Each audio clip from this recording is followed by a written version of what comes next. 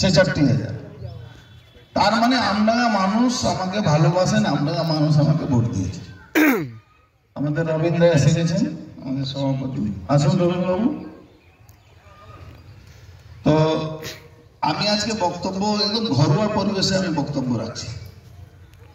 আমি এই আমডাঙ্গা মানুষকে সবসময় পাশে থাকার চেষ্টা করি।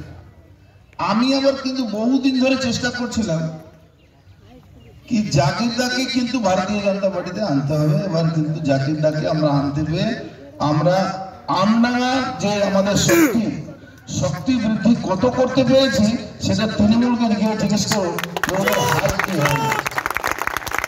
তৃণমূলের হার কি হয়ে গেছে আমার মনে আছে। আমি তখন তৃণমূল কংগ্রেস করছিলাম, পঞ্চায়েত ভোট ছিল, এমএলএ মানে কান্নাকাটি করছে। আমি বললাম ঠিক আছে তুই বাড়ি থেকে বেরো, আমি তোর বাড়ির সামনে আছি, যাবো তো ওখানে। বলছে না না আমি গেলে আমাকে মেরে দেবে, আমি যাবো না, আমি যাবো না, আপনি যান, আপনি যান, আপনি যান। জাকিরদা যে সংগঠন, সিপিএম করার সময় যাও সংগঠন, এটা আমডাঙ্গা প্রত্যেকটা মানুষ জানে। আশেপাশে যারা রাজনৈতিক পরিবারের লোক থাকবেন না, যে দলের হোক, তারা কিন্তু সবাই জানেন কি জাকিরদা এখানে সংগঠন কিভাবে মানুষের সঙ্গে কাজ করে। দেখুন সংগঠন কোনো আলাদা পরিভাষা হয় না।